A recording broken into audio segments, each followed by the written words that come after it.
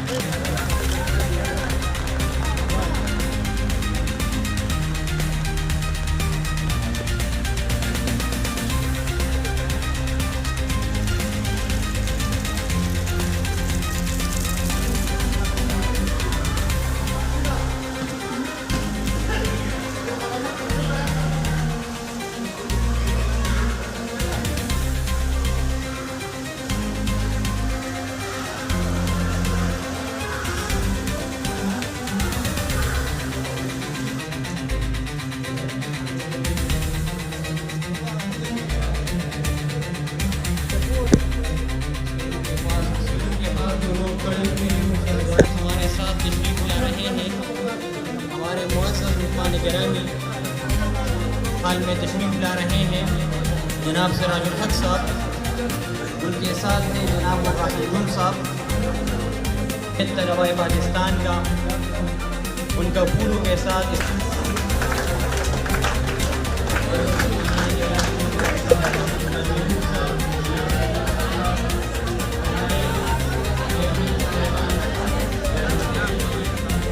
जनाब वकासन जुमजानी साहब तासु भरपूर नाज़रीन इस्तकबाल को बहुत शुक्रिया नजीब साहब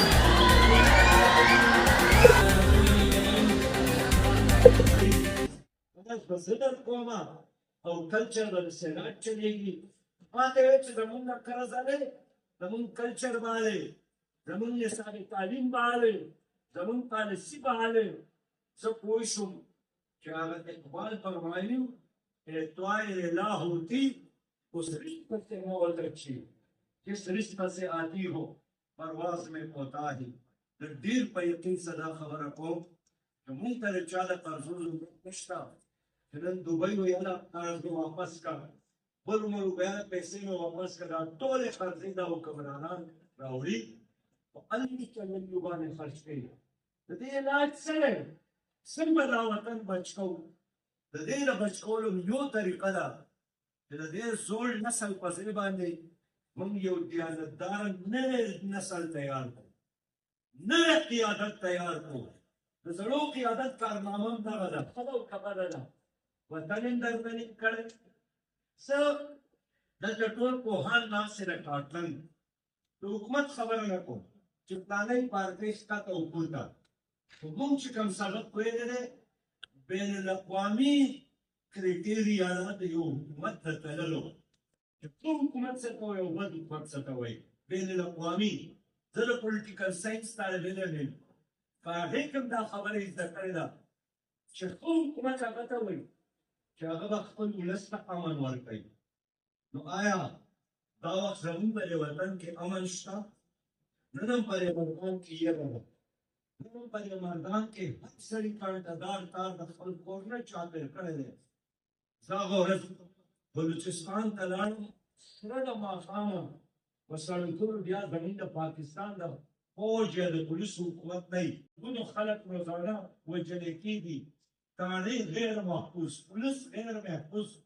سویلین غیر محفوظ هر شی شته امن نشته نو اولنۍ کرایټیریا دا ده جلال خان چې امن به ورکوي دویمه کرایټیریا دا ده د یو ښه حکومت چې د هغې معیشت به ښیي خلک به یې په خېټه ماړوي نو آیا زموږ د پاکستان معیشت ښه دی که خراب دی موږ خو چې څه ټکسونه راجمع کوو هغه ټول بېرته په قرضو کې په سود کې بېرته ورکوو 8,000 یعنې 8.7 تریلیون دا هر کال موږ په سود کې واپس کوو نو یو خراب حکومت دا دی چې د هغه معیشت خراب وي درېیم د ښه حکومت مثال کرایټیریا دا ده چې ښه حکومت هغه وي چې هلته به د عدل او د انصاف یعنې د قانون حکمراني وي نو که کافر حکومت وي او که د مسلمان حکومت وي خو چې د قانون حکمراني پکې دې مطلب دا دی چې دا حکومت ښه حکومت دی زمونږ په وطن کې د قانون حکمراني ده که د سړو حکمراني ده د عدالتونو حکمراني ده که د خاندانونو حکمراني ده نو چې کوم حکومت امن نشي ورکولی کوم حکومت معیشت نشي ټیټ کولی کوم حکومت د قانون بالادستي نشي قایمولی نو بیا د پولیټیکل ساینس وینا دا ده چې که په دغه قوم کې وینا دا ده چې که په دغه قوم کې ژوندي خلک وي هغه دې راپاسي دا حکومت دې بدل کړي دا نظام دې بدل کړي زما وروڼو دا وخت په دې پاکستان کې د څلورو پارټو حکومتونه دي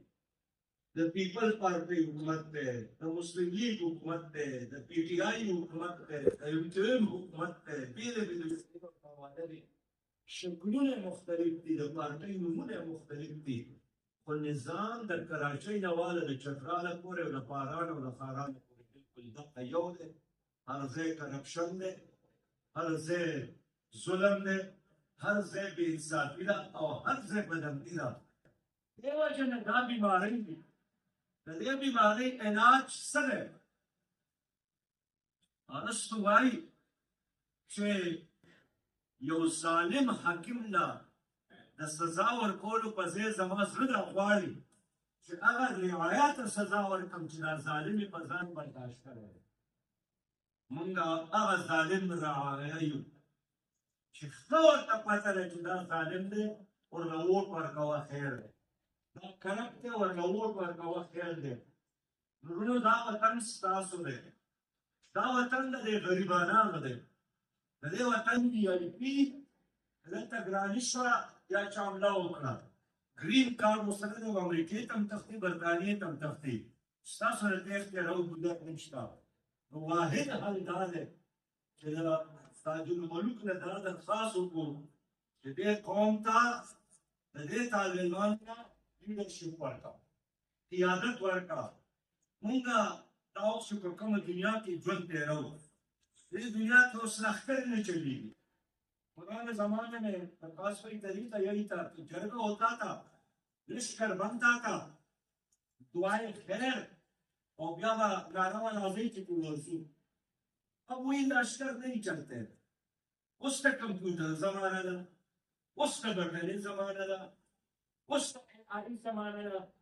तो दिन तालिबान तो जरूर खबर रखूं जो बदी दुनिया के अंदर हम सुमरा साइंसी की इजादात की د دې بنیاد مسلمان خولې